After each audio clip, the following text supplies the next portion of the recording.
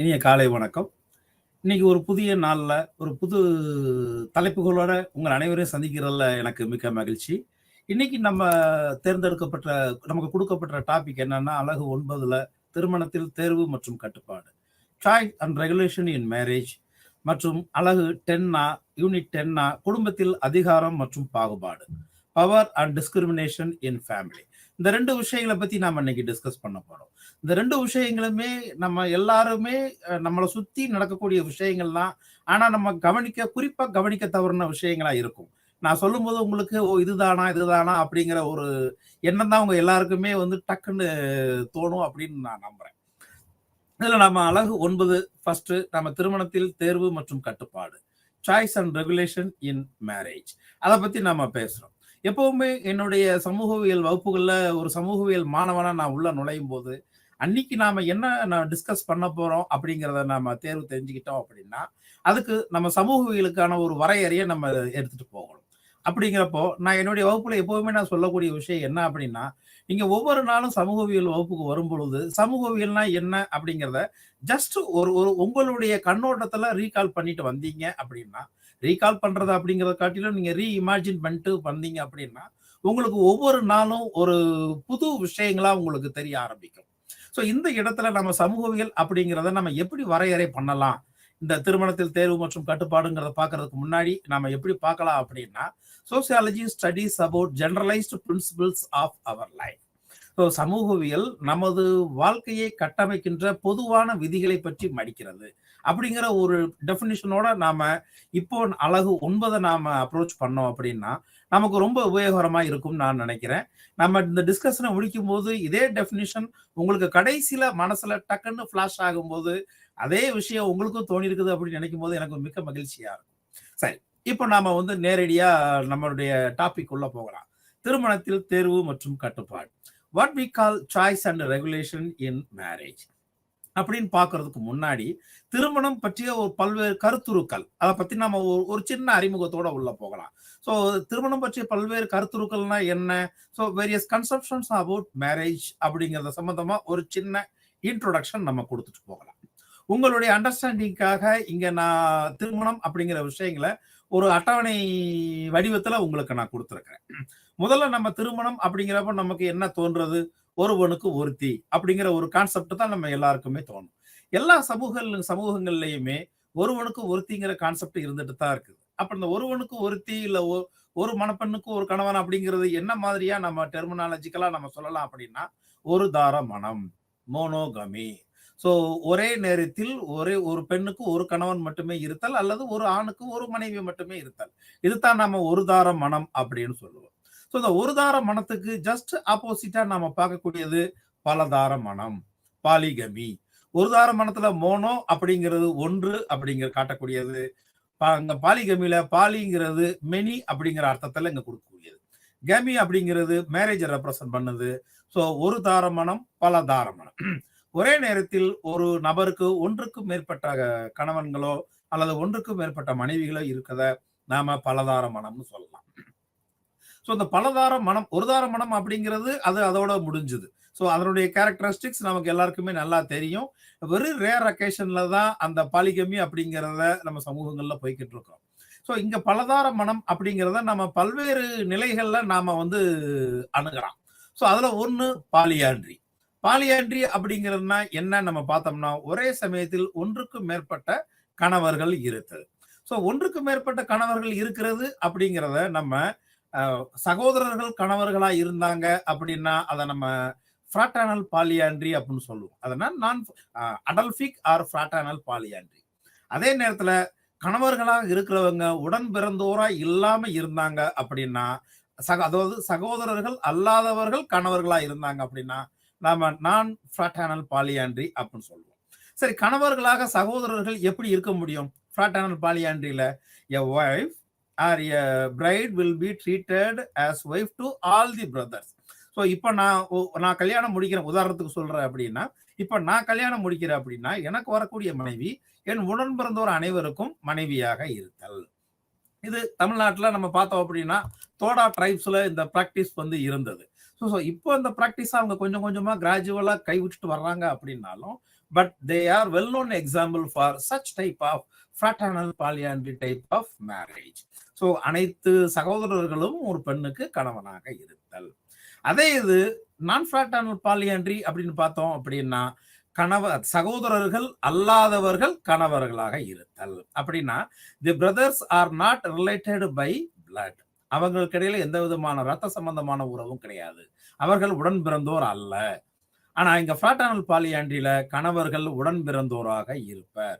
இதுதான் இந்த ரெண்டுக்கும் இடையில உள்ள வித்தியாசம்.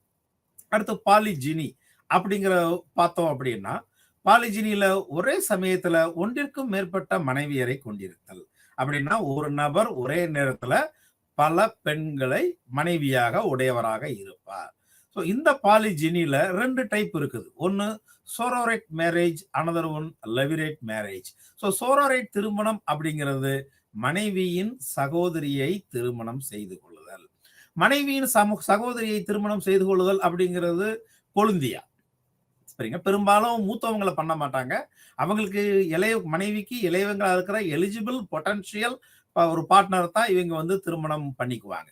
ஏன் இவங்க மனைவியின் சகோதரியை திருமணம் செய்துக்கிறாங்க அப்படின்னா, in some occasions, rare occasions, ஒருவேளை அவங்களுடைய மனைவி ஒரிஜினலா மனைவி வந்து உடல்நிலை சரியில்லாம இருக்கலாம், இல்ல ஒரு சைல்ட் பர்த் கொடுக்க முடியாத சூழ்நிலையில இருக்கலாம், கிரானிக்கல் டிசீஸ்ல இருக்கலாம், இல்ல திடீர்னு இறந்து இருக்கலாம்.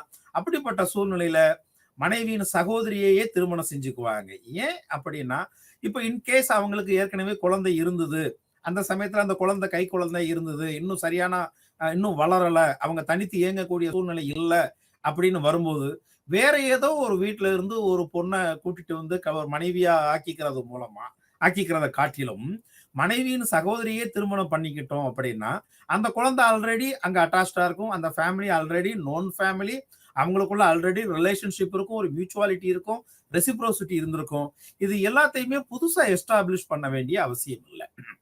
ஏன்னா அந்த குடும்பத்தோட இவங்க ஆல்ரெடி ஒரு மெரிட்டல் ரிலேஷன்ஷிப் எஸ்டாப்ளிஷ் பண்ணிருக்கிறதுனால 2 குடும்பத்துக்குமே ஒருத்தரை பத்தி ஒருத்தர் நல்லா தெரியும். அப்படிங்கிறதுனால புதுசா எந்த விதமான எஸ்டாப்ளிஷ்மெண்ட் தேவைப்படாது.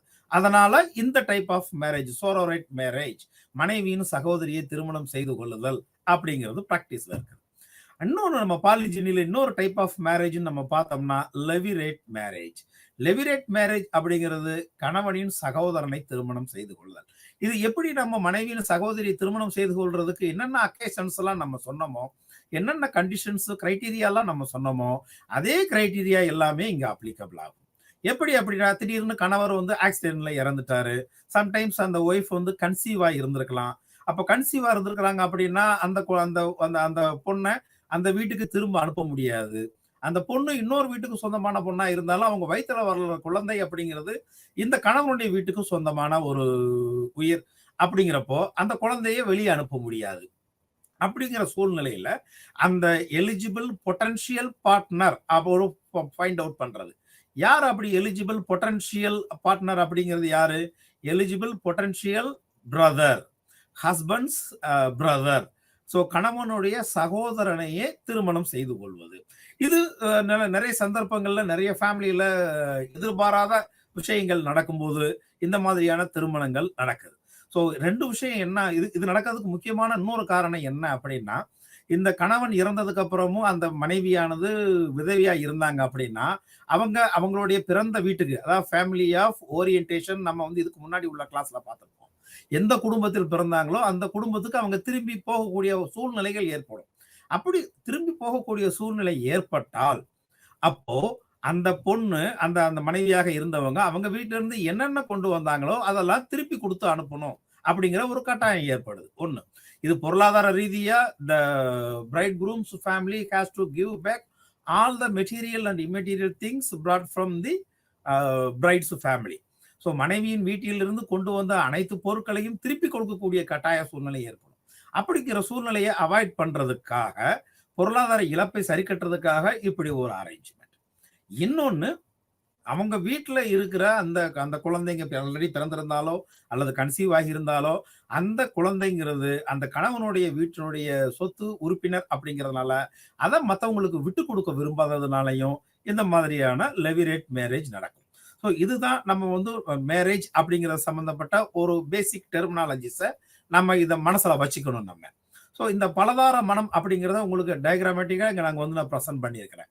ஸோ பாலிகமி கீழே பார்த்தீங்க அப்படின்னா பாலியாண்ட்ரி, பாலிஜினி. ஸோ பாலியாண்ட்ரி கீழே அடல்பிக் ஆர் ஃப்ராட்டர்னல் பாலியாண்ட்ரி அப்படிங்கிறது என்னன்னா, கணவன் ஒன்றுக்கும் மேற்பட்ட கணவன்களை கொண்டிருத்தல், அந்த கணவன்கள் சகோதரர்களாக இருப்பார்கள். அவங்க தான் அந்த அடல்பிக் பாலியாண்ட்ரி கேட்டகரியில வருவாங்க. அடுத்து ஒன்றுக்கு மேற்பட்ட கணவன்களை கொண்டிருந்தாலும் அவர்கள் இரத்த சம்பந்தம் இல்லாதவர்களாக இருந்தால் அவர்கள் நான் ஃப்ராட்டர்னல் பாலியாண்ட்ரி அப்படிங்கிற கேட்டகரிக்கு கீழே வருவாங்க. ஸோ இது சிம்பிளா பார்த்தோம் அப்படின்னா, ஒன்றுக்கு மேற்பட்ட கணவர்கள் இரத்த உறவினர்களாக இருத்தல் அல்லது இரத்த சம்பந்தம் இல்லாதவர்களாக இருத்தல், உறவினர்கள் அல்லாது இருத்தல், இதுதான் பாலியாண்ட்ரியில வரக்கூடியது. பாலிஜினி அப்படிங்கிறது பார்த்தோம்னா sororate type of marriage, levirate type of marriage. இதுதான் கணவன் தன்னுடைய மனைவியின் தங்கையை திருமணம் செய்து கொள்வது, அதே நேரத்தில் ஒரு மனைவியானது தன் கணவனுடைய சகோதரனை திருமணம் செய்து கொள்வது. இதுதான் இந்த பலதார மனம், பாலிகமி அப்படிங்கிறதுல நாம புரிஞ்சுக்கக்கூடிய விஷயம். இது எல்லாமே நம்ம சமூகத்துல நடந்துட்டு தான் இருக்குது. பாலிஜினி அப்படிங்கிறது சம் எக்ஸப்ஷனல் கேசஸ்ல நடக்குது, அது ரேர் கேசஸாகவும் நடக்குது, அக்கேஷனலாகவும் நடக்குது. த ஃபேக்ட் இஸ் தட் நம்ம சமூகத்துல இப்படி ஒரு பிராக்டிஸ் இருக்குது அப்படிங்கிறத நாம நல்லா புரிஞ்சுக்கணும் அப்படிங்கிறது தான் இதுல நாம புரிஞ்சுக்கக்கூடிய விஷயம். ஓகேவா? அதுக்கு அடுத்து விவாகரத்து மற்றும் மறுமணம், டிவோர்ஸ் அண்ட் ரீமேரேஜ் அப்படிங்கிற ஒரு விஷயத்த நம்ம பார்க்கிறோம். ஸோ இவ்வளவு நேரம் நம்ம வந்து திருமணம் அப்படிங்கிற ஒரு விஷயத்த பார்த்தோம். திருமணம்ங்கிறது என்ன? நிறைய சமூகங்கள்ல பாத்தீங்கன்னா திருமணம் அப்படிங்கிறது ஒரு அன்பிரேக்கபிள் பாண்ட், உடைக்க முடியாத ஒரு பந்தம் அப்படிங்கிறது. நிறைய சமூகங்கள்ல அது எந்த ரிலிஜியனா வேணாலும் இருக்கட்டும், எந்த பண்பாட்டை ஃபாலோ பண்றவங்களா வேணாலும் இருக்கட்டும், திருமணம் அப்படிங்கிறது ஒரு புனிதமான ஒரு விஷயமா தான் கருதப்படுது. ஏன் புனிதமான விஷயமா கருதப்படுது? உதாரணத்துக்கு நீங்க ஹிந்து மேரேஜ் எடுத்துக்கங்க. Hindu marriage solemnised in the presence of gods and goddesses. So கடவுளர்கள் முன்னிலையில திருமணம் அப்படிங்கிறது நடைபெறதுனால அது ஒரு புனிதமான விஷயமா இருக்குது. ஏன்னா இது சமூகத்தால அங்கீகரிக்கப்பட்ட விஷயம். ஒரு ஒரு ஈகோ, ஒரு எக்ஸோ ஒய்யோ மேரேஜ் பண்ணிக்கிட்டாங்க அப்படி ஊர் கூடி திருமணம் நடத்தணும் அப்படின்னு சொல்றாங்க அப்படின்னா, சோ இன்றைய தேதியிலிருந்து இன்னாரும் இந்த திருமண பந்தத்தின் மூலமாக கணவன் மனைவியாக இந்த சமூகத்தில் அறியப்படுவார்கள். இவர்களுக்கு பிறக்கின்ற குழந்தைகள் இவங்களுடைய ஃபேமிலியுடைய குடும்பத்தினுடைய அனைத்து சம்பிரதாயங்களையும் அனைத்து பாரம்பரியங்களையும் ஃபாலோ பண்ணும் அப்படிங்கிறது தான் இங்க சமூகத்துக்கு நாம டிக்ளேர் பண்ற ஒரு மெசேஜ். ஸோ அப்படிங்கிறப்போ திருமணம்ங்கிறது சாதாரணமா ஒரு தாலியை கட்டினாலோ ஒரு ரிங்கை மாத்திக்கிட்டாலோ இல்ல ஒருத்தருக்கு ஒருத்தர் ஓகேன்னு சொல்லிட்டு அக்ரீட் அப்படின்னு சொல்லிட்டதுனாலயோ மட்டும் திருமணம் நடக்கிற விஷயம் இல்லை. இது எல்லா விதமான அந்த ட்ரெடிஷன்ஸையும் அப்சர்வ் பண்றது மூலமா, அந்த கஸ்டமரி பிராக்டிசஸை ஃபாலோ பண்றது மூலமா இங்க நடைபெறுது. ஏன்னா இவ்வளவு விஷயங்களும் நடந்ததுக்கு அப்புறம் தான் திருமணம் அப்படிங்கிறது இங்க சமூகத்தால அங்கீகரிக்கப்பட்ட ஒரு விஷயமா இருக்குது.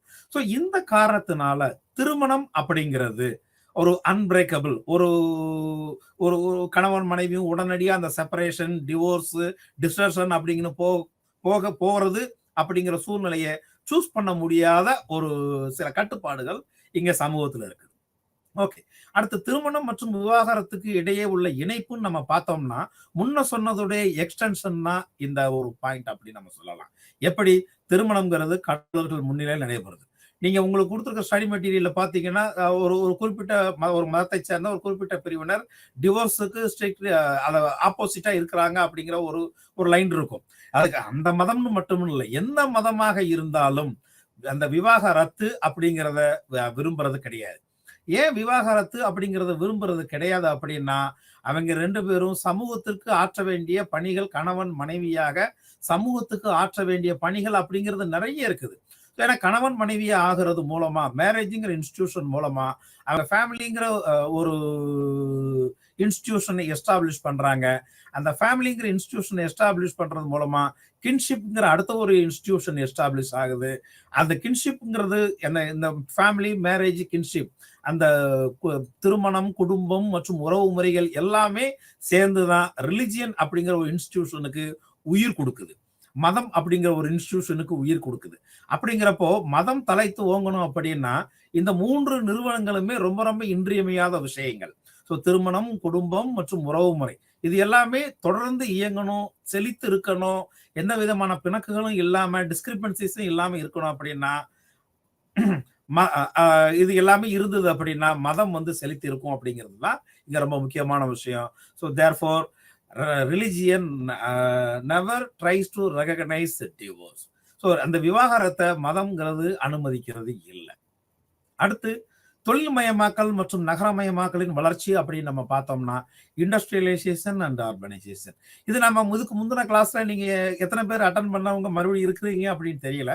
ஏன்னா இந்த தொழில்மயமாக்கல் மற்றும் நகரமயமாக்கல் அப்படிங்கிறது இண்டஸ்ட்ரியலைசேஷன் அண்ட் அர்பனைசேஷன் நம்ம பார்த்தோம்னா அந்த ஃபேமிலிங்கிறதுக்கு பிரேக் டவுன் அப்படிங்கிறதுக்கு ஒரு ரீசனா நம்ம வந்து இதே இண்டஸ்ட்ரியலைசேஷனையும் இதே அர்பனைசேஷனையும் நம்ம பார்த்தோம். ஸோ இந்த இடத்துல டிவோர்ஸுக்கும் மறுமணத்துக்கும் எப்படி ரீமேரேஜுக்கு எப்படி இதே இண்டஸ்ட்ரியலைசேஷனும் அர்பனைசேஷனும் காரணமாகுதுன்னு பார்த்தோம்னா ஸோ தொழில்மயமாக்கல். ஸோ இவங்க no longer the family needs more men to work on the field அப்படிங்கிறத நம்ம இதுக்கு முன்னாடி உள்ள கிளாஸ்ல பார்த்தோம். ஒரு குடும்பம் பிரேக் டவுன் ஆகுறதுக்கு முக்கியமான காரணம் என்ன அப்படின்னா அந்த குடும்பத்தில் இருக்கிறவங்க அந்த கோஆபரேஷன் அப்படிங்கிற ஒரு ஒத்திசைவு கூட்டமைப்பு அப்படிங்கிறது வந்து விலகி செல்ல பார்க்கும்போது தான் இந்த மாதிரியான சூழ்நிலை வருது. எது அந்த கோஆபரேட்டிவ் டெண்டன்சி அப்படிங்கிறது குறைய குறைய குறைய அந்த இண்டிவிஜுவேஷன் அப்படிங்கிறது அதிகரிக்குது. அதான் தனித்துவம், ஒரு தனி மனித எண்ணம் அப்படிங்கிறது இண்டிவிஜுவாலிட்டின்னு நம்ம சொல்லுவோம். ஸோ இந்த தொழில்மயமாக்கலும் நகரமயமாக்கலும் அவங்கள வெளி செல்றதுக்கு வெளியே அனுப்புறதுக்கு ஆனா ஒரு தூண்டுகோலா இருக்குது. ஸோ இதுதான் வந்து நீங்க மைக்ரேஷன் பாப்புலேஷன் ஸ்டடிஸ் படிச்சிருந்தீங்கன்னா உங்களுக்கு வந்து தெரிஞ்சிருக்கும். இல்ல இதுக்கு முன்னாடி நீங்க இனிமே நீங்க படிக்கிறதா இருந்தாலும் நீங்க தெரிஞ்சுக்கலாம். Push factor and pull factors சொல்லுவாங்க. வெளித்தள்ளும் காரணிகள் மற்றும் கவர்ந்திழுக்கும் காரணிகள்னு சொல்லுவாங்க. ஸோ இந்த இடத்துல தொழில்மயமாக்கல் நகரமயமாக்கல் அப்படிங்கிறது ஒரு தனி மனிதனை கவர்ந்து இழுக்கக்கூடிய காரணிகளா இருக்குது. ஸோ கவர்ந்து இருக்கக்கூடிய காரணிகளா இருக்கிறதுனால ஒரு ஒன் சைடு பார்த்தோம்னா ஃபேமிலி பெர்ஸ்பெக்டிவ்ல பார்த்தோம் அப்படின்னா குடும்பத்துடைய சைட்ல இருந்து பார்த்தோம்னா இது புஷ் ஃபேக்டர். இதெல்லாம் வந்து ஒரு தனிநபரை வெளியே தள்ளுது. அதே நேரத்துல புல் ஃபேக்டர்ல இருந்து பார்த்தோம் அப்படின்னா கவர்ந்து இழுக்கும் காரணிகள்னு பார்த்தோம்னா ஒரு தனி மனிதனை இந்த பக்கம் கவர்ந்து இழுக்குது. ஸோ சைமில்டேனியஸா நீங்க பாத்தீங்கன்னா பேரலா ஒரு சைட்ல இது வெளித்தள்ளக்கூடிய காரணிகளாகவும் இன்னொரு சைட்ல கவர்ந்து இருக்கக்கூடிய காரணிகளாகவும் இருக்குது. ஸோ இந்த காரணிகள் ஒரு தனி மனிதனை குடும்பத்திலிருந்து வெளியே இழுக்கிறதுக்கான சூழ்நிலைகளை உண்டு பண்ணுது. ஸோ இது எப்படி வந்து விவாகரத்துக்கு முக்கியமான காரணமா இருக்க முடியும்? ஸோ அவங்களுடைய contact with many people, differential association, பல்வேறு பண்பாட்டு ஃபாலோ பண்ற மக்களோட இவங்களுடைய கண்டினியூஸ் கான்டாக்ட் இவங்களுடைய எண்ணத்துல தொடர்ந்து மாற்றங்களை ஏற்படுத்திக்கிட்டே இருக்குது. அப்படிங்கிறப்போ ஒத்து வந்தா பார்ப்போம், ஒத்து வரலன்னா விட்டுரும். இதுக்கு முன்னாடி என்ன நீங்க நல்லா யோசிச்சு பாருங்க, கிராமங்கள்ல இன்னும் ஒரு பழமொழி இருக்குது, ஒரு ஓல்டு சே இருக்குது. கல்லானாலும் கணவன் புல்லானாலும் புருஷன் அப்படிங்கிற ஒரு பழமொழி. ஏன் கல்லானாலும் கணவன் புல்லானாலும் புருஷன் அப்படின்னு சொல்றாங்க? அடிச்சுக்கிட்டாலும் புடிச்சுக்கிட்டாலும் இவங்க ஒருத்தர் விட்டு பிரியக்கூடாது அப்படிங்கிறது தான். என்ன நடந்தாலும் அப்படித்தான். இது கணவனுக்கா இருந்தாலும் மனைவிக்கா இருந்தாலும் இதுதான். ஏன்னா பாத்தீங்கன்னா கெட்டியாச்சுல்ல, இனி என்ன பண்றது, விதி நம்ம வாழ்ந்துக்கிட வேண்டிதான் அப்படின்னு கணவனும் சொல்றவங்களும் இருக்கிறாங்க, மனைவி சொல்றவங்களும் இருக்கிறாங்க. பட் நோ லாங்கர் இந்த எண்ணம், அந்த கல்லானாலும் கணவன் புல்லானாலும் புருஷன் கட்டிக்கிட்டாச்சு, இனிமே என்ன பண்ணுது, இந்த ஜென்மத்துல நான் வாங்கிட்டு வந்த வரம் அப்படி, அவ்வளவுதான் என் தலையில எழுதி இருக்கிறது, அவ்வளவுதான் என் வாழ்க்கையே போச்சு, இனிமே நம்ம என்ன பண்றது, நம்ம இப்படியே அட்ஜஸ்ட் பண்ணிட்டு போக வேண்டிதான், நான் பிள்ளைங்களுக்காகத்தான் வாழ்ந்துகிட்டு இருக்கிறேன் இப்படிங்கிற இந்த வார்த்தைகள் எல்லாம் நீங்க கொஞ்சம் நல்ல க்ளோஸா பேசுனீங்கன்னா நிறைய பேர்கிட்ட இருந்து இந்த வார்த்தைகளை கேட்கலாம். ஆனா எந்த ஒரு சூழ்நிலையிலையும் அவங்க டிவோர்ஸுக்கோ அவங்க செப்பரேஷனுக்கோ டிசர்ஷனுக்கோ அதாவது பிரிஞ்சிருத்தலோ நம்ம தனியா இருந்துக்கலாம் அப்படிங்கிற எண்ணத்துக்கோ அவங்க போற மாதிரி அவங்க பேச மாட்டாங்க. எப்படி இருந்தாலும் அந்த திருமணங்கிற பந்தத்தின் மூலமா என்டரான அந்த குடும்பத்திலேயே சஸ்டைன் ஆகணும் அப்படிங்கிற ஒரு எண்ணத்துல தான் இருந்துகிட்டு இருப்பாங்க. ஆனா இந்த தொழில் மயமாக்கலும் நகரமயமாக்கலும் அந்த இண்டிவிஜுவாலிட்டியை வந்து கொஞ்சம் கொஞ்சமா வளர்க்கறதுனால அவங்களுடைய அந்த டெண்டன்சியில ஏற்படுற மாற்றம், அவங்களுடைய அந்த பெர்செப்ஷன் ஆட்டிடியூட்ல மாற்றங்கள் ஏற்படுது. அந்த மாற்றங்கள் விவாகரத்துக்கும் அதை தொடர்ச்சியாக மறுபடியும் அவங்களுக்கு வாழ்க்கை துணை தேவைப்பட்டதுன்னா மறுமணம் புரியறதுக்குமான வாய்ப்புகளை ஏற்படுத்தி கொடுக்குது. ஸோ கல்வி அப்படிங்கிறத நம்ம பார்த்தோம் அப்படின்னா இப்போ கல்வியுடைய நிலை என்னன்னு நம்ம எல்லாருக்குமே நல்லா தெரியும். எவ்வளவு தூரத்துக்கு அது நம்மளுடைய எண்ணங்களை வந்து மாற்றி அமைச்சிருக்குது, அதே நேரத்தில் பழமை மாறாம நம்மளுடைய எண்ணங்களை மாற்றி அமைச்சிருக்குங்கிறது தான் உண்மை. எவ்வளவுதான் பழமை மாறாம நம்மளுடைய எண்ணங்களை வந்து அது தொடர்ந்து வச்சுக்கிட்டு இருந்தாலும் sometimes if the individuality the tendency towards coming out or moving out from the existing family or existing marital bond. So ஏற்கனவே நாம இருக்கிற அந்த ஒரு திருமண இணைப்புல இருந்து பந்தத்துல இருந்து வெளியே வரணும் அப்படின்னு ஒரு சில காரணங்களை காட்டி வெளியே வரணும்னு நம்ம நினைக்கும் போது அந்த இண்டிவிஜுவாலிட்டி தலதூக்குச்சு அப்படின்னா அது அந்த விவாகரத்து அப்படிங்கிறத தவிர்க்க முடியாத ஒரு விஷயமா தான் நம்ம பார்க்க வேண்டியிருக்கு. ஓகே, ஒரு விவாகரத்து பண்ணவங்க மறுமணம் பண்றதுக்கு வாய்ப்பே இல்லையா அப்படின்னு கேட்டா இல்ல, இருக்குன்னு தான் நம்ம சொல்ல முடியும். ஏன்னா அவங்களுக்கு எந்த நேரத்திலையும் துணை தேவைப்படலாம். ஒரு சமூகத்துல ஒரு தனி மனிதன் தனித்து இருக்க முடியாதுங்கிறது எவ்வளவு தூரத்துக்கு உண்மையோ, இருக்க முடியுங்கிறத சில பேர் நிரூபிக்கலாம். அது எக்ஸப்ஷனல் கேசஸ். பட் ஒரு தனி மனிதன் சமூகத்துக்கு ஆற்ற வேண்டிய கடமை என்ன? ஒரு he has to be or she has to be a functioning member. சமூகத்துக்கு பயனளிக்கக்கூடிய நபராக இருக்கணும் அப்படிங்கிறது தான் முக்கியமான விஷயம். சமூகத்துல இருக்கணுங்கிறது முக்கியம் இல்ல. சமூகத்திற்கு பயனளிக்கக்கூடிய ஒரு உறுப்பினரா இருக்கணும் அப்படிங்கிறது தான் இங்க நம்ம சமூகம் நம்ம கிட்ட இருந்து தொடர்ச்சியை எதிர்பார்க்குது. சமூகத்துக்கு பயனளிக்கக்கூடிய நபரா எப்படி நம்மால இருக்க முடியும்? சமூகம் விதிக்கின்ற கட்டுப்பாடுகளையும் விதிகளையும் ஏற்றுக்கொள்வதன் மூலமாக ஒரு தனி மனிதனுக்குன்னு அளிக்கப்பட்ட அந்த பங்கு பணிகள், ரெஸ்பான்சிபிலிட்டிஸ், ஆப்ளிகேஷன்ஸ், இது எல்லாத்தையுமே அந்த ரோல்ஸ், ரெஸ்பான்சிபிலிட்டிஸ், ஆப்ளிகேஷன்ஸ் இது எல்லாத்தையுமே ஒரு தனி மனிதன் நிறைவேற்றியே ஆகணும். அப்படிங்கிறப்போ மறுமணம்ங்கிறது அவங்களுக்கு தேவைப்பட்டது அப்படின்னா, surely an individual can enter into another married life. இன்னொரு திருமண பந்தத்துக்குள்ள என்டர் ஆகி மறுபடியும் ஒரு ஃபேமிலியை நாம எஸ்டாப்ளிஷ் பண்ணலாம். சம்டைம்ஸ் நீங்க ஒரு ஃபேமிலியை பத்தி கேள்விப்பட்டிருக்கலாம். பிளண்டட் ஃபேமிலி அப்படிங்கிற ஒரு ஃபேமிலி இருக்குது. பிளண்டட் அப்படின்னா என்ன? வழங்குறது. பிளண்டட் ஃபேமிலி வழங்கப்பட்ட ஃபேமிலி. எப்படி வழங்கப்பட்ட ஃபேமிலி? அந்த பிளண்டட் அது எப்படி வழங்கப்பட்ட ஃபேமிலிங்கிறதுக்கு முன்னாடி நம்ம பிளண்டட் ஃபேமிலினா என்னன்னு பார்க்கலாம். பிளண்டட் ஃபேமிலிங்கிறது என்ன? X children, Ys children playing with our children. சரியா? இது கேட்கறதுக்கு கொஞ்சம் ஃபன்னியான மேட்டரா இருக்கும். எப்படின்னா, எக்ஸ்க்கு கல்யாணமாகி அவங்க டிவோர்ஸ் ஆகியிருப்பாங்க, அவங்களுக்கு ஆனா குழந்தைங்க இருக்கும். ஒய்க்கு கல்யாணமாகி டிவோர்ஸ் ஆகியிருப்பாங்க, ஆனா அவங்களுக்கு குழந்தைங்க இருக்கும். ஸோ இந்த எக்ஸும் ஒய்யும் அவங்க 2 பேரும் மேரேஜ் பண்ணிக்கிறாங்க. அப்போ எக்ஸோடைய சில்ட்ரனும் ஒய்யோடைய சில்ட்ரனும் பிளேயிங் வித் தேர் சில்ட்ரன், அவங்களுக்கு பிறக்கின்ற குழந்தைகள் கூட சேர்ந்து விளையாண்டுட்டு இருப்பாங்க. ஸோ இதுதான் என்னன்னா, இந்த 2 பேருமே அந்த பிரைட் அண்ட் பிரைட் குரூம், அந்த male and female, they already been a part of previous family. அவங்க 2 பேருமே ஏற்கனவே ஒரு குடும்பத்துல உறுப்பினரா இருந்து டிவோர்ஸ் மூலமா அவங்க தனியா வாழ்ந்து அவங்க 2 பேரும் தனியா மேரேஜ் பண்ணி ஒரு குடும்பத்தை எஸ்டாப்ளிஷ் பண்றது மூலமா ஒரு குடும்பம் இங்க வந்து ஏற்படுது. அதுதான் what we call blended family. இதைத்தான் ex children, Ys children playing with their children அப்படின்னு ஃபன்னியா சொல்லுவாங்க. பட் இது நிறைய அந்த இண்டஸ்ட்ரியலைஸ்டு கண்ட்ரீஸ்ல நிறைய இந்த மாதிரி தான் நடக்குது. ஏன்னா நான் கொஞ்ச நேரத்துக்கு முன்னாடி சொன்ன விஷயம் தான், no longer the individual will live in the society alone. ஒரு மனிதன் சமூகத்துல ரொம்ப நாளைக்கு தனியா வாழ முடியாது. ஏன்னா அந்த எல்டர்லி அப்படிங்கிற ஒரு ஸ்டேட், ஏஜ்டு அப்படிங்கிற ஒரு ஸ்டேட், ஏஜ் அட்வான்ஸ் ஆகும்போது அவங்களுக்கு ஏற்படக்கூடிய தேவைகள் அப்படிங்கிறது என்டையர்லி டிஃப்ரெண்ட். அப்போ அவங்களுக்கு பற்றி கொள்றதுக்கு ஒரு ஆள் தேவை, ஒரு நம்பகமான ஆள் தேவை. அது கணவனா இருக்கட்டும் இல்ல மனைவியா இருக்கட்டும், அது நமக்கு கண்டிப்பா ஒரு துணை தேவைங்க அப்படிங்கிற உணரும் போது they will enter into another union.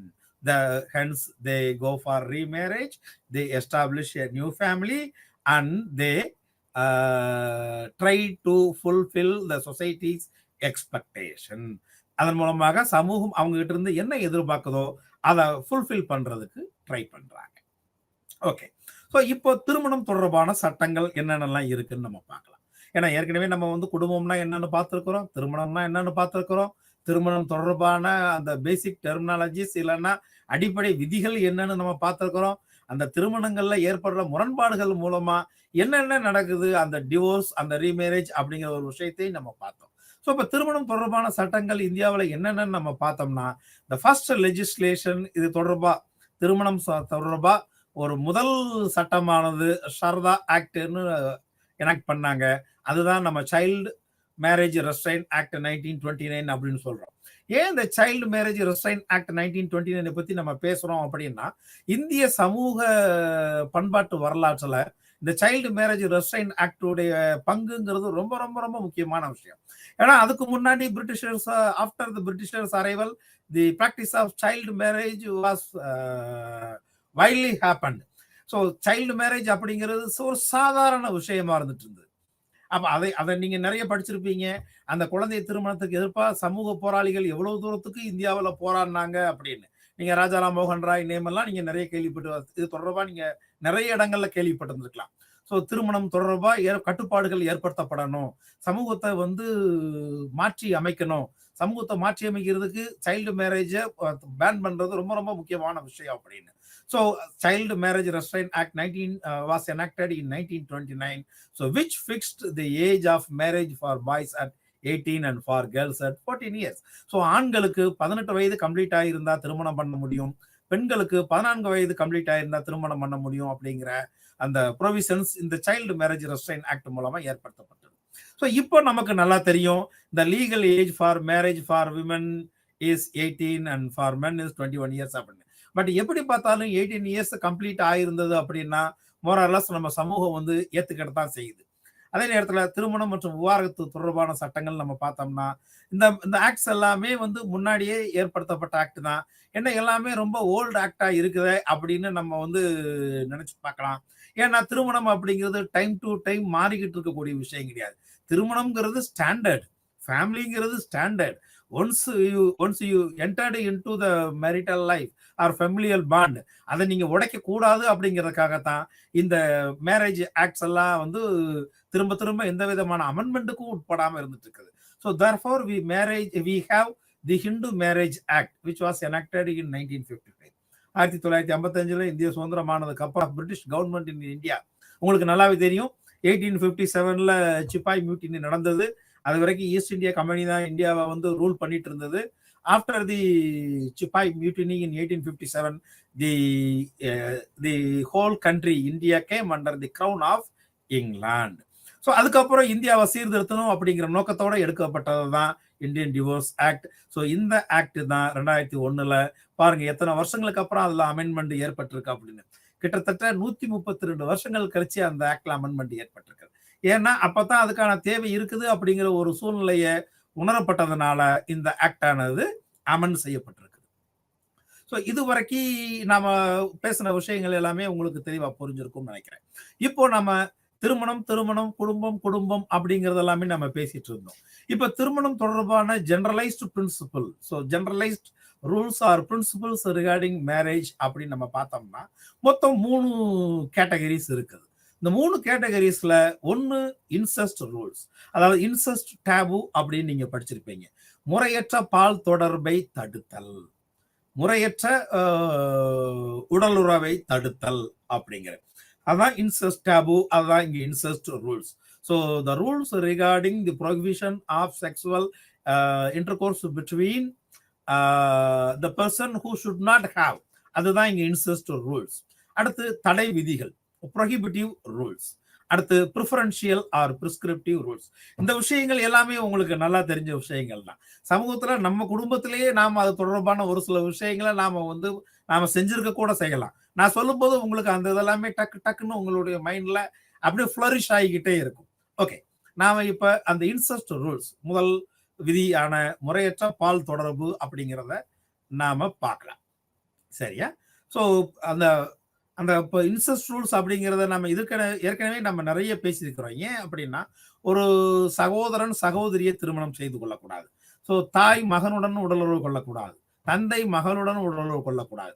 இதுல தாய் தந்தை அப்படிங்கிறவங்க நேரடியான தாய் தந்தை மட்டும் கிடையாது, நேரடியான சகோதர சகோதரிகள் மட்டும் கிடையாது. ஸோ இது பெரியப்பா சித்தப்பா அவங்களுடைய உறவு முறையும் உள்ள வரும். அதே மாதிரி அப்பா சைட்ல உள்ள பெரியப்பா சித்தப்பா உறவு முறை வரும். அதே மாதிரி அம்மா சைட்ல இருக்கிற அம்மா சித்தி பெரியம்மா இவங்களுடைய உறவு முறை வரும். ஏன்னா அப்பா வழியில இருக்கிற அனைத்து சகோதரர்களும் நமக்கு அப்பா தான். அது பெரியப்பா சித்தப்பான்னு வேணா நம்ம கூப்பிடலாம். ஆனா எல்லாருமே ஈக்குவல் டு அப்பா. ஸோ நாம அவங்கள அப்பான்னு தான் நம்ம கூப்பிடுறோம். So the children of our பெரியப்பா ஆர் சித்தப்பா also the brothers and sisters of us. So அவங்களுக்கு பிறக்கின்ற அனைத்து குழந்தைகளுமே நம்மளுடைய சகோதர சகோதரிகளாக தான் இருப்பாங்க. அவன் பெரியப்பாவும் பெரியம்மா அவங்களும் அம்மா அப்பாங்கிற ஸ்தானத்தை வச்சுதான் நம்ம பார்க்கணும். அதே நேரத்துல அம்மா வழியில அம்மா கூட பிறந்த அக்கா தங்கச்சிங்க எல்லாருமே நமக்கு பெரியம்மா சின்னம்மா அம்மா உறவு முறையில தான் வர்றாங்க. அவங்களுக்கு பிறக்கின்ற அனைத்து ஆண் மற்றும் பெண் குழந்தைகள் எல்லாருமே நமக்கு சகோதர சகோதரிகளாக தான் வருவாங்க. அதனால they also has to be excluded from marital relations. So அவங்க கூடயும் எந்த விதமான திருமணம் மற்றும் உடலுறவு வைத்துக் கொள்ளக்கூடாது. ஏன்னா சமூகம் இந்த மாதிரியான தொடர்பின் மூலமாக, இந்த வழியிலான தொடர்பின் மூலமாக சமூகத்திற்கு புது உறுப்பினர்கள் வருவதை எதிர்பார்ப்பதில்லை அல்லது ஏற்பதில்லை அப்படின்னு நம்ம சொல்லலாம். அடுத்து நம்ம தடை விதிகள் அப்படிங்கிற ப்ரொஹிபிட்டிவ் ரூல்ஸுக்கு நம்ம போகலாம். ஸோ ப்ரொஹிபிட்டிவ் ரூல்ஸுக்கு கீழே மொத்தம் 2 பிராக்டிஸ் இருக்குது. ஒன்று எண்டோகமி, இன்னொன்று எக்ஸோகமி. ஸோ எண்டோகமி அப்படிங்கிறது என்ன? குலப்பிரிவிற்கு உட்பட்டவர்களுக்கு இடையே மாத்திரம் நடக்கும் திருமண பழக்கம். இந்த குலப்பிரிவு அப்படிங்கிறத நம்ம கேஸ்ட் அப்படிங்கிற ஒரு விஷயமா எடுத்துக்கலாம். ஸோ இந்தியாவில் ஆயிரக்கணக்கான கேஸ்ட் இருக்குது, சாதி பிரிவுகள் இருக்குது. ஒவ்வொரு ஜாதியும் நீங்க பாத்தீங்கன்னா அந்தந்த ஜாதிக்குள்ளேயே திருமணம் பண்ணிக்கிற வழக்கத்தை தான் ஃபாலோ பண்ணிட்டு இருக்கிறாங்க. ஸோ இதை நாம எண்டோகமிக்கு நல்ல உதாரணமா சொல்லலாம். ஸோ இந்த காஸ்டுக்கு வெளியே போகும்போது ஆட்டோமேட்டிக்கா அது இன்டர் காஸ்ட் மேரேஜா மாறிடுது. இப்போ இந்த எண்டோகமி அப்படிங்கிறத ஒரு இன்ட்ரா காஸ்ட் மேரேஜ் பிராக்டிஸாவும் நாம ட்ரீட் பண்ணலாம். In general, so endogamy involves the marriage, arrangement of marriage within the group. So அந்த குழுவிற்கு உள்ளேயே, அந்த குலத்திற்கு உள்ளேயே தனக்கு தேவையான மணப்பெண்ணையோ மணமகனையோ தேர்ந்தெடுத்துக் கொள்வது. அதே நேரத்தில் எக்ஸோகமி அப்படிங்கிற ஒண்ணு இருக்குது. எக்ஸிட், வெளியே. ஸோ வெளியே இருந்து தனக்கு தன் குடும்பத்திற்கு தேவையான மணப்பெண்ணையோ மணமகனையோ தேர்ந்தெடுத்துக் கொள்வது. ஸோ இதுல நம்ம பார்த்தோம் அப்படின்னா குலத்திற்கு வெளியே அப்படின்னு நம்ம பார்க்கும்போது, இப்போ நான் கொஞ்ச நேரத்துக்கு முன்னாடி சொன்னேன் இல்லையா, அப்பா வழியில கூட பிறந்த அண்ணன் தம்பி எல்லாருமே பெரியப்பா சித்தப்பா. அம்மா வழியில கூட பிறந்த அக்கா தங்கச்சிங்க எல்லாமே பெரியம்மா சின்னம்மா, அவங்களுக்கு கூட பிறந்தவங்க எல்லாமே அண்ணன் தம்பிக அக்கா தங்கச்சிங்களா தான் வருவாங்க. ஸோ இவங்க எல்லாருமே இவங்க இல்லாத இது எல்லாமே ஒரே குலத்தின் கீழே வந்தவங்க. இவங்க எல்லாம் ஒரே சாமியை வழிபடுறவங்க, ஒரே கிளான் நம்ம சொல்லுவோம். எல்லாத்துக்குமே நல்லா பாருங்க, உங்க எல்லாம் நீங்க இந்த கிளாஸ் அட்டன் பண்ணிட்டு இருக்கிற நிறைய பேருக்கு குலதெய்வம்னு ஒண்ணு இருக்கும். அந்த குலதெய்வம் அப்படிங்கிறத நீங்க பாத்தீங்கன்னா, அந்த குலதெய்வத்தை கும்பிடுறவங்க எல்லாருமே அண்ணன் தம்பி அக்கா தங்கச்சி பெரியப்பா சித்தப்பா பங்காளி மக்களா தான் இருப்பாங்க. அப்படின்னா நீங்க நல்லா பாருங்க, அந்த குலம் அப்படிங்கிறது அந்த குலத்துக்கு உள்ள பெண் எடுக்க கூடாது. ஏன்னா அவங்க எல்லாருமே அக்கா தங்கச்சி பெரியப்பா பெரியப்பா அண்ணன் தங்கச்சி, இவங்க இந்த ரிலேஷன்ஷிப் தான். ஸோ இவங்களுக்கு அப்பாற்பட்டு வெளியில உள்ள குரூப்ல இருந்து பெண் எடுக்கணும் அப்படிங்கிறது. இது என்னன்னா சில நேரங்கள்ல பாத்தீங்க அப்படின்னா சில குறிப்பிட்ட கம்யூனிட்டிஸ்ல ஜாதியில கிளை அப்படிங்கிற வழக்கம் இருக்குது. ஒரே கிளையில இருக்கிறவங்க பெண் எடுக்க மாட்டாங்க. ஏன்னா ஒரே கிளையில இருக்கிறவங்க எல்லாருமே பிரதர்ஸ் அண்ட் சிஸ்டர்ஸ். ஸோ வேற ஒரு கிளையில இருந்து தான் அவங்க பெண் எடுப்பாங்க. அதே நேரத்துல வேற கிளையா இருந்தாலும் எந்தெந்த கிளையில இருந்து பெண் எடுக்கலாம், பெண் கொடுக்கலாம் அப்படிங்கிற ரூல்ஸ் எல்லாமே அவங்களுக்கு இருக்கும். ஸோ இது எல்லாமே தன்னுடைய குலத்திற்கு வெளியே, தன் இனத்திற்கு வெளியே பெண் மாப்பிள்ளை எடுக்கிறது. இதுதான் prohibitive rules. So prohibitive rules can be two broader category. One is endogamy, another one is exogamy.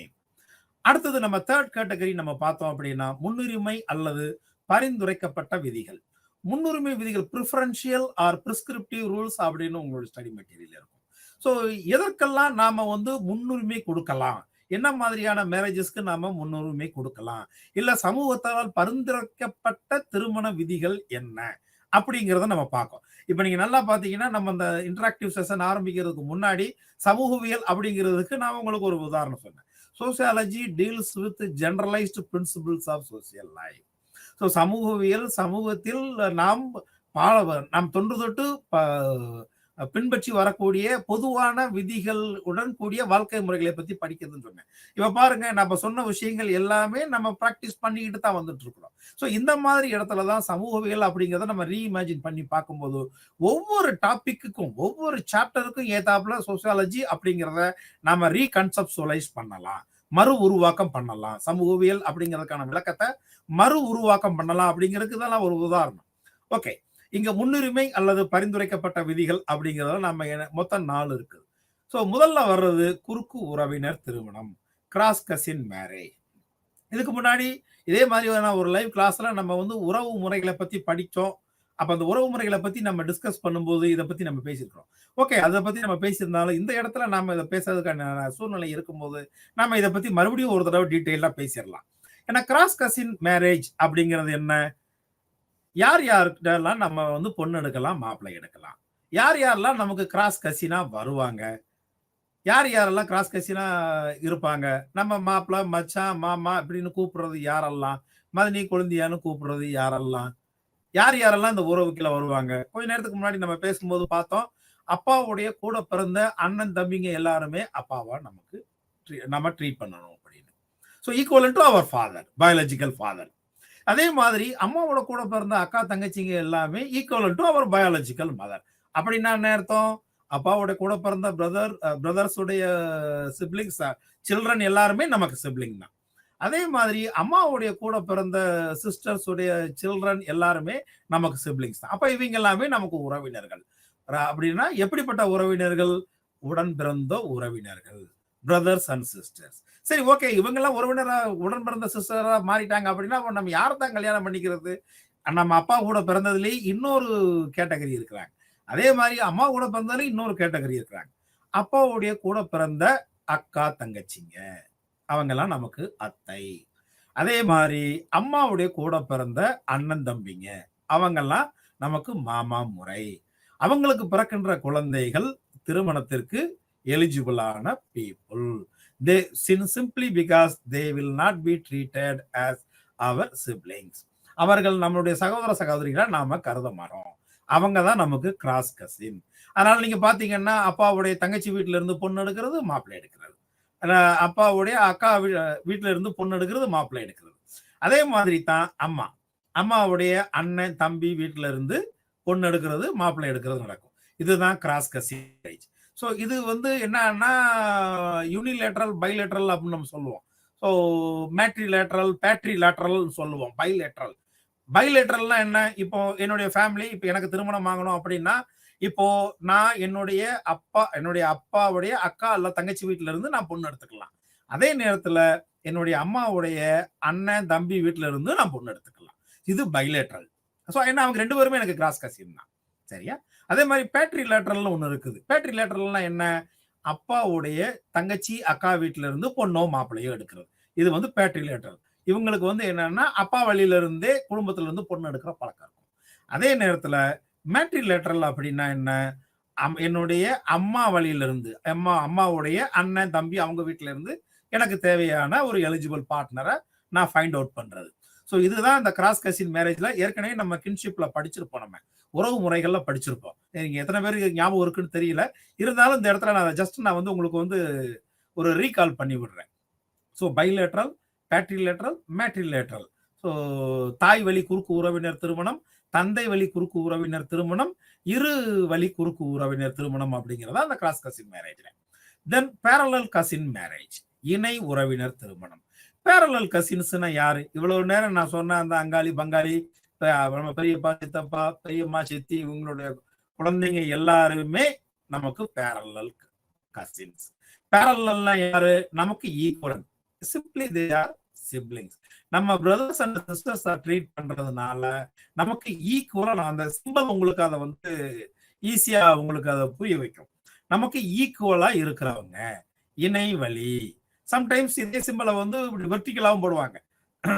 சரிங்களா? இது ஹரிசாண்டலா இருக்குது, வெர்டிகலாவும் நம்ம யூஸ் பண்ணிக்கலாம். So cross the parallel cousins are treated as siblings. உங்களுடைய ஸ்டடி மெட்டீரியல்ல ஒரு குறிப்பிட்ட மதத்தை சேர்ந்தவங்க இந்த பேரலல் கசின் மேரேஜ் இருக்குதுன்னு இருக்கும் ஒரு எக்ஸாம்பிளா. ஸோ அது நீங்க உங்க ஸ்டடி மெட்டீரியல் போகும்போது நீங்க பார்த்துக்கலாம். ஸோ பேரலல் கசின் மேரேஜ் அப்படிங்கிறது இணை உறவினர்களிடையே திருமணத்திற்கு தேவையான ஆணையோ பெண்ணையோ தேர்ந்தெடுத்து கொள்வது. அடுத்தது ப்ரிஃபரன்ஷியல் மேரேஜ்ல இருக்கக்கூடிய இன்னொரு விஷயம் லெவிரேட் மேரேஜ். கொஞ்ச நேரத்துக்கு முன்னாடி நம்ம இதை டிஸ்கஸ் பண்ணோம். கணவனின் சகோதரனை திருமணம் செய்து கொள்ளுதல். கணவனின் சகோதரனை ஏன் நம்ம திருமணம் செய்து கொள்ளணும்? கணவன் நோய்வாய்ப்பட்டிருந்தாலோ, இறந்தாலோ, கணவனின் சகோதரன் திருமணமாகாம இருந்தால் அவரையே கட்டி கொள்வது. உதாரணத்துக்கு நீங்க பாத்தீங்கன்னா நம்ம ஜெனரலா நம்ம மேரேஜ் பிராக்டிஸ்ல கணவனை விட மனைவிக்கு ஒரு 5 வயது கிட்ட கம்மியா இருக்கிற மாதிரி தான் பொண்ணு தேடுவாங்க.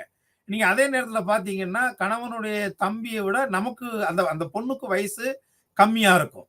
ஏன் அப்படின்னா அந்த ஏஜ் அட்வான்ஸ் ஆயிருச்சுன்னா இவங்க வந்து அந்த ப்ராக்சிமிட்டிங்கிறது இல்லாம போயிடக்கூடாது அப்படிங்கிறதுக்காகத்தான்.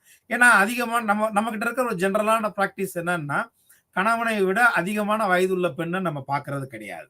ஏன் பார்க்கறது கிடையாதுன்னா என்ன, அந்த அந்த சீனியர் அப்படிங்கிற ஒரு எண்ணம் வந்துடக்கூடாது. ஏன்னா கணவனுக்கு அடங்குனவ மனைவிங்கிற கருத்து நம்ம சமூகத்துல அப்படியே ரொம்ப வேரோடி போய் இருக்கிறதுனால ஏற்படக்கூடிய விஷயம். அதுதான் இங்க நடக்குது.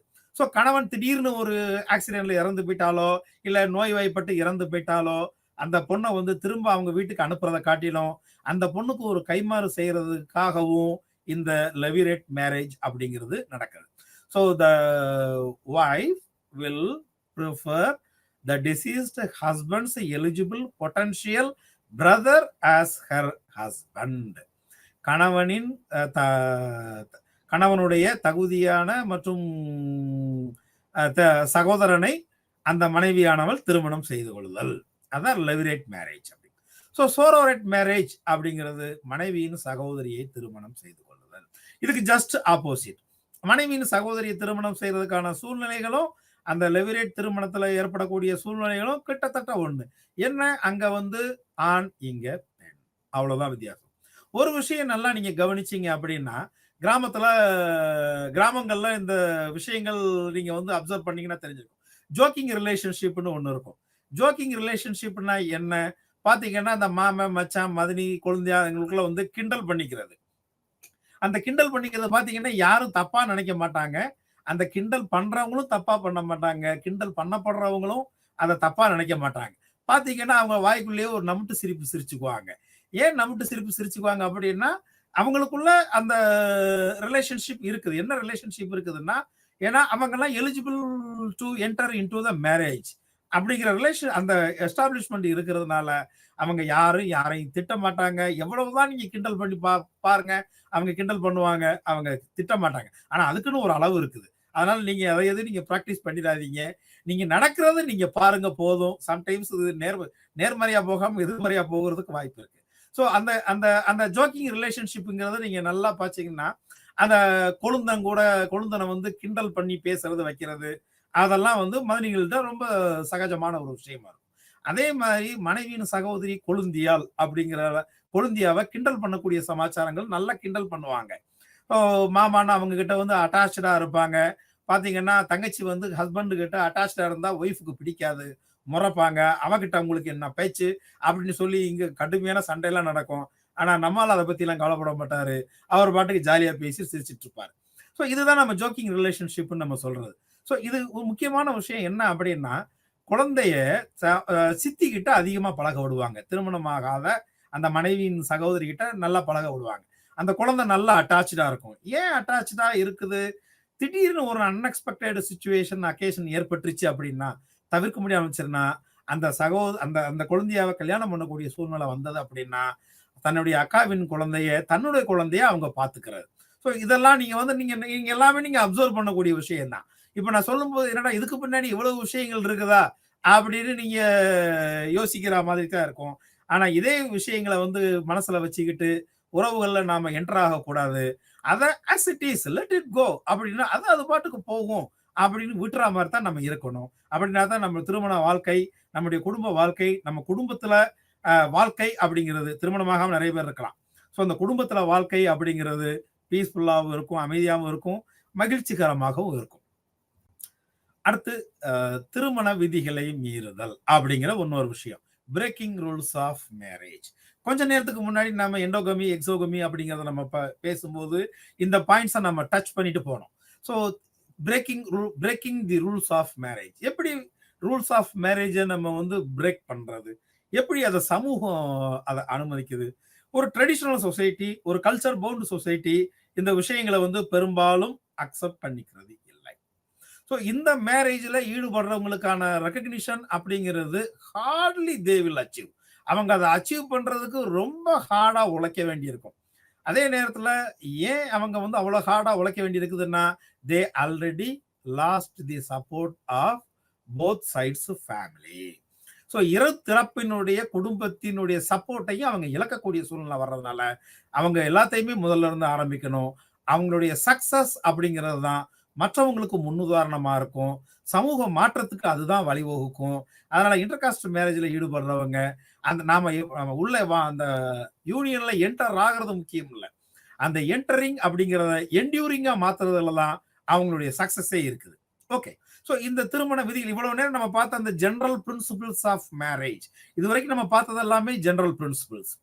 இது fundamentals of marriage. So fundamentals of marriage and hence establishing a family. So ஒரு திருமணம் நடைபெறுவதற்கான சமூகத்தில் ஆல்ரெடி ஏற்படுத்தப்பட்ட அடிப்படை விதிகள், அந்த அடிப்படை விதிகளின் மூலமாக குடும்பத்தை எஸ்டாப்ளிஷ் பண்றது. ஸோ இங்க அந்த அடிப்படை விதிகளை எப்படி நம்ம வந்து பைபாஸ் பண்றது, இல்ல ஓவர்ரூல் பண்றது, இல்ல பிரேக் பண்றது அப்படின்னு பார்க்கும்போது நமக்கு அதுல 3 டைப் ஆஃப் மேரேஜஸ் கிடைக்குது. ஒன்னு இன்டர்காஸ்ட் மேரேஜ், இரு வேறு ஜாதியை சேர்ந்தவர்களுக்கு இடையேயான திருமணம். ஸோ இன்டர்காஸ்ட் மேரேஜ்ங்கிறது நம்ம சமூகத்துல இன்னும் ஏற்றுக்கொள்ளப்படாத ஒரு விஷயமா தான் இருந்துகிட்டு இருக்கு. ஏன் அப்படின்னா வெளி ஜாதியை சேர்ந்தவங்களுக்கு முடிச்சு கொடுத்தோம் அப்படின்னா அவங்களுடைய பண்பாடு வேற, அவங்களுடைய லைஃப்ங்கிறது வேற. அப்படிங்கிறப்போ நம்ம பிள்ளை, அதாவது பையனோ பொண்ணோ, அந்த இதுல நம்ம கஷ்டப்படக்கூடாது. இன்னொன்னு loss of social recognition, social status, social identity, அந்த சமூகத்தில் இருக்கின்ற நம்ம அடையாளம், பாதுகாப்பு, சமூக அங்கீகாரம் எல்லாத்தையும் ஒரு சேர ஒரே ஒரு திருமணத்தினால இழக்க வேண்டியிருக்கும். அதனால எந்த குடும்பமும் அந்த இன்டர்காஸ்ட் மேரேஜை பெரும்பாலும் அக்செப்ட் பண்ணிக்கிறது இல்லை. But it is a fact. So intercaste மேரேஜ்ங்கிறது சமூகத்தில் நடந்துகிட்டு தான் இருக்குது. ஸோ இன்னொரு டைப் ஆஃப் மேரேஜ் இருக்குது, இன்டர் ரிலிஜியஸ் மேரேஜ், இரு வேறு மதத்தை சார்ந்தவர்களுக்கு இடையேயான திருமணம். ஸோ இதுல முக்கியமான விஷயம் என்ன அப்படின்னா, எந்த இடத்துல கான்ஃபிளிக், இப்போ இன்டர்காஸ்ட் அப்படிங்கிறப்போ பெரும்பாலும் அவங்க வந்து ஒரே ரிலிஜியனை ஃபாலோ பண்றவங்களா இருப்பாங்க. ஸோ கல்ச்சுரல் ப்ராக்டிசஸ் இல்லைன்னா life practices, traditions, customs, habits, norms, values இதெல்லாம் பார்த்தீங்கன்னா வித் ஸ்லைட் டிஃபரன்சஸ் தான் இருக்கும். ஸோ ஒரு சில மாற்றங்கள் தான் இருக்குமே தவிர மற்றபடி லைஃப் பிரின்சிபல்ல பெரும்பாலான மாற்றங்கள் இருக்காது. மாற்றம்ங்கிறது எங்க இருக்கும், அந்த குடும்பத்தை சேர்ந்த அந்த அந்த குறிப்பிட்ட ஜாதியை சேர்ந்த மக்களுடைய மனநிலைகள்ல தான் அந்த டிராஸ்டிக் டிஃபரன்சஸ் அப்படின்னு இருக்கும். பட் லைஃப் பிரின்சிபல்ல பெரும்பாலும் மாற்றம் இருக்காது. பட் இருவேறு மதத்தை சார்ந்தவர்களுக்கு இடையே திருமணம் நடைபெறும் பொழுது 2 மதத்தை சேர்ந்தவங்களும் வேற வேற பிராக்டிசஸை ஃபாலோ பண்ணுவாங்க. Their traditions will be different one. Their customs are so different. Norms, values, responsibilities, obligations. So இது எல்லாமே டிஃப்ரெண்டா இருக்கும். அப்படிங்கிறப்போ அதுல கோப் அப் பண்றது ரொம்ப கஷ்டமான விஷயம். இப்போ நீங்க சமீப காலமா கவனிச்சீங்க அப்படின்னா, ஒரு நல்ல எஜுகேட்டட் ஃபேமிலியில இருக்கிறவங்க வேற வேற ரிலிஜியனை சார்ந்தவங்களா இருந்தாலும், அவங்க கல்யாணம் முடிச்சுக்கிட்டாலும் அவங்க அதை கண்டுக்கிறதே இல்லை. நீ உனக்கு உன்னுடைய காடஸை கும்பிடு, நான் என்னுடைய காடஸை கும்பிடுறேன். 2 பேரும் ஃப்ரீயா இருந்தோம்னா 2 பேரும் சேர்ந்து கும்பிடுவோம். 2 பேரும் எல்லா ஃபெஸ்டிவலையும் நம்ம சேர்ந்து செலிப்ரேட் பண்ணுவோம். எல்லா ஃபெஸ்டிவல்ஸுக்கும் நம்ம குழந்தைங்களை நம்ம வந்து செலிப்ரேட் பண்ணுறதுக்கு என்கரேஜ் பண்ணுவோம். அப்படிங்கிற சூழ்நிலைகள் தான் இப்போதையில போய்கிட்டு இருக்குது. அப்படிங்கிறப்போ the success rate of interreligious marriages is increasing அப்படின்னு நம்ம சொல்லலாம். அதே நேரத்துல சில நேரங்கள்ல ஒரு பெண்ணோ இல்ல பையனோ, நான் ஏன் மதத்தை விட்டு மாற மாட்டேன், நான் உங்க மதத்தை விட்டு மாற மாட்டேன் அப்படின்னு சொல்லிட்டா பிரச்சனை இல்லை. அதே நேரத்துல அங்க இருந்தவங்களை இங்க இழுக்கிறதோ இல்ல இங்க இருந்து அங்க இழுக்கும் போதோ நடக்கும்போதுதான் அந்த கான்ஃபிளிக்ட் அப்படிங்கிற சிச்சுவேஷன் வருது. ஸோ இந்த இடத்துலதான் அந்த பவர் அண்ட் அத்தாரிட்டி அப்படிங்கிறது ரொம்ப ரொம்ப முக்கியமான விஷயமா இருக்குது. ஸோ இன்டர் ரிலிஜியஸ் மேரேஜ் அப்படிங்கிறது இரு வேறு மதத்தை சார்ந்தவர்களுக்கு இடையேயான திருமணம். அடுத்து ஒரே பாலினத்தை சேர்ந்தவர்களுக்கு இடையேயான திருமணம், marriage between the people belonging to same sex. அது ஆணுக்கு இடையே இருக்கலாம், பெண்ணுக்கு இடையே இருக்கலாம். ஸோ சமீபத்தில் தான் ஒவ்வொரு நாடுகள்லையா அதுக்கான அங்கீகாரத்தை இந்த people entering into same sex marriage gain பண்ணிட்டு வந்துகிட்டே இருக்கிறாங்க. இருந்தாலும் நான் உலகளாவிய அளவில் சேம் செக்ஸ் மேரேஜுக்கு எதிர்ப்பு அதிகமாக இருக்குது. எதிர்ப்பு அதிகமாக இருந்தாலும் அதுலேயும் அவங்க கொஞ்சம் கொஞ்சமா அதுக்கான சோசியல் ரெகக்னிஷனை சட்டப்பூர்வமா அச்சீவ் பண்ணிட்டு வந்துகிட்டே தான் இருக்கிறாங்க. So these are about the breaking rules of marriage. So இவ்வளோ நேரம் நம்ம வந்து குடும்பம், அதனுடைய தொடர்புடைய பிரின்சிபிள்ஸ் எல்லாத்தையுமே நம்ம பார்த்தோம். இப்போ யூனிட் 10 குடும்பத்தில் அதிகாரம் மற்றும் பாகுபாடு. ஸோ இவ்வளவு நேரம் நம்ம பேசும்போது one way or other, either directly or indirectly நாம இந்த பவர் அண்ட் அத்தாரிட்டி டிஸ்கிரிமினேஷன் அப்படிங்கிறத பத்தி நம்ம பேசிக்கிட்டே தான் இருக்கோம். ஏன்னா எல்லா குடும்பமுமே இந்த அதிகாரம் மற்றும் பவர் அண்ட் டிஸ்கிரிமினேஷனுக்கு உட்பட்டது தான். 99.99% குடும்பங்கள் இதுக்கு விதிவிலக்கானது கிடையாது. எப்படி இதுக்கு விதிவிலக்கானது கிடையாது? நல்லா பாருங்க, குடும்பம்னு பார்த்தோம்னா கண்டிப்பா டிசிஷன் மேக்கிங் இருக்கும், அத்தாரிட்டி இருக்கும், அதை யாருக்கிட்ட ஆலோசனை பெறுறது அப்படிங்கிறது இருக்கும். இது எல்லாமே யாருக்கிட்ட இருக்கும்? குடும்ப தலைவர் அப்படின்ட்டு இருக்கும். அது குடும்ப தலைவரா, குடும்ப தலைவியா அப்படிங்கிறது தான் இங்க ஒரு கான்ஃப்ளிக்டிங் சிச்சுவேஷனை கிரியேட் பண்ணிக்கிட்டே இருக்கும். ஸோ குடும்ப தலைவர் அப்படின்னு பார்க்கும்போதே ஆட்டோமேட்டிக்கா மேல், ஃபீமேல் அந்த டிஃபரன்சஸ் அங்க எக்ஸிஸ்ட் ஆக ஆரம்பிச்சிருது. அந்த ஜெண்டர் ஸ்டீரியோ டைப்ஸ் எக்ஸிஸ்ட் ஆக ஆரம்பிச்சிருது. அதிகாரம் ஒரே இடத்துல குவியும் போது பாகுபாடு வர ஆரம்பிச்சிருது. இது எப்படி குடும்பத்தை பாதிக்குது அப்படிங்கிறது தான் அந்த நம்ம டிவோர்ஸ்க்கு நம்ம இழுத்துட்டு போகக்கூடிய ஒரு விஷயம்.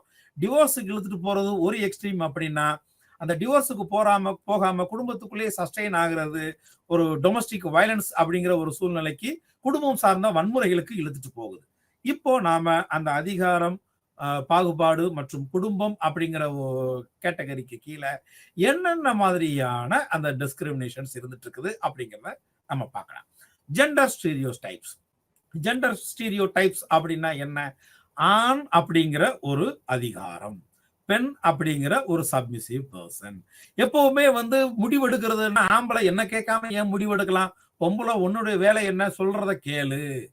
நீ உன்னுடைய வேலை என்ன? சோறு வாங்கி போடுறது, துணி துவைச்சு போடுறது, வீட்டை கிளீன் பண்றது, பிள்ளைங்களை பாத்துக்கிறதா அவ்வளவுதான். ஆம்பளை என்ன முடிவு எடுத்தாலும் நான் எடுத்துக்குவேன். அந்த ஜெண்டர் டைகாட்டமி இருக்கிறீங்க பாத்தீங்களா? அந்த ஆண் பெண் பாலின பாகுபாடு இருக்கு பாத்தீங்களா?